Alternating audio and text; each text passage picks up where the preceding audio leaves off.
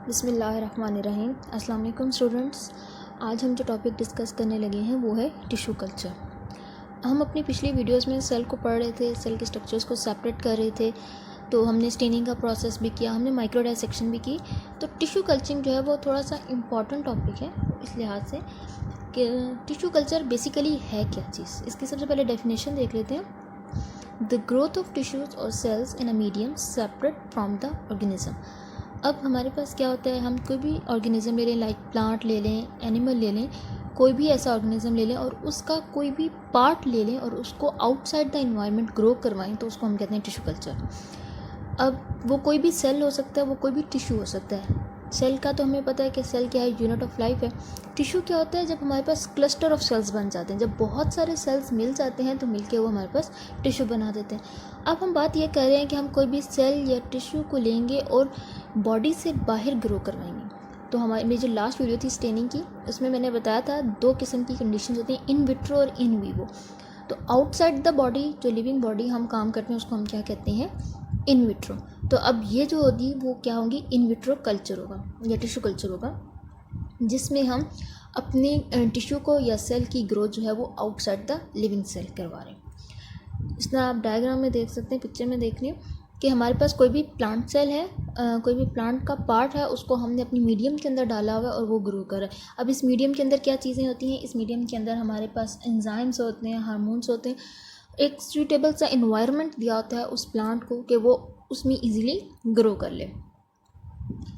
इस प्रोसेस को पढ़ने से पहले, प्रोसेस ऑफ टिश्यू कल्चरिंग पे जाने से पहले, हम कुछ ऐसे टर्मिनोलॉजी हैं जिनको पढ़ लेना बहुत ज़रूरी है।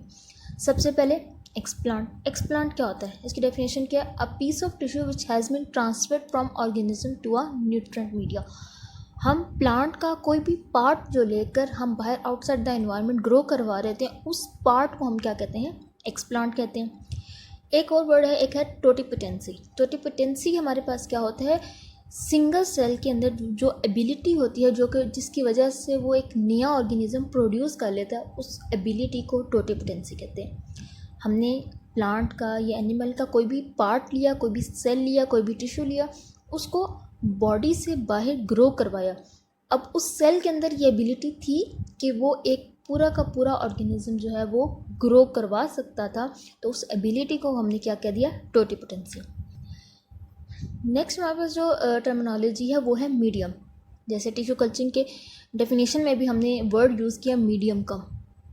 मीडियम क्या चीज़ होती है, ये ऐसी डिज़ाइन किया जाता है जो टिश्यू कल्चरिंग को ग्रोथ में हेल्प कर रहा होता है। ठीक है, इसके अंदर क्या चीज़ें मौजूद होती हैं, एंजाइम्स और हार्मोन्स प्रेजेंट होते हैं। तो design to support the growth of tissue where enzymes and hormones are present. तो हमारे पास एक ऐसा मीडियम, एक ऐसा एरिया, एक ऐसा इन्वायरमेंट जहाँ पे एंजाइम्स और हार्मोन्स मौजूद होंगे और वो हेल्प कर रहे होंगे टिश्यू को ग्रो करने में। नेक्स्ट हम देख लेते हैं कि हमारे पास क्या प्रोसेस है टिश्यू कल्चरिंग का। सबसे पहले हमने क्या लेना है, एक प्लांट ले लें। अब ये प्लांट कोई भी हो सकता है, उसका छोटा सा एक पार्ट ले लें। उस पार्ट को हमने अभी पीछे डेफिनेशन में पढ़ा, एक्सप्लांट कहते हैं। तो कोई भी ऐसा प्लांट का पार्ट या एनिमल का या किसी भी ऑर्गेनिज्म का पार्ट जिसको अभी हमने न्यूट्रिएंट मीडिया या अपने मीडियम के अंदर ट्रांसफ़र करना है, उसको हम क्या कहते हैं, एक्सप्लांट। इस एक्सप्लांट को ले लिया। नेक्स्ट हमारे पास क्या हुआ, उसको हमने डाल दिया अपनी एक मीडियम के अंदर। अब मीडियम के अंदर क्या होगा, ग्रोथ स्टार्ट हो जाएगी। ये देखें, आपको डायग्राम में नज़र आ रहा है। नेक्स्ट साइकिल में हमारे पास क्या हुआ कि हमने जब उसे मीडियम में डाला, तो मीडियम में डालने के बाद उसकी ग्रोथ स्टार्ट हो गई। जब हमारे पास वो ग्रो कर रहा है, अब इस मीडियम के अंदर हमने क्या डाला हुआ है, एंजाइम्स हैं, हार्मोन्स हैं। ये एंजाइम्स और हार्मोन्स हैं। इसके अलावा ये मीडियम स्टेराइल कंडीशन में, स्टेराइल कंडीशन क्या होती है कि माइक्रो ऑर्गेनिज्म किसी भी किस्म का मौजूद नहीं होगा जो इस प्लांट को नुकसान पहुँचा सके।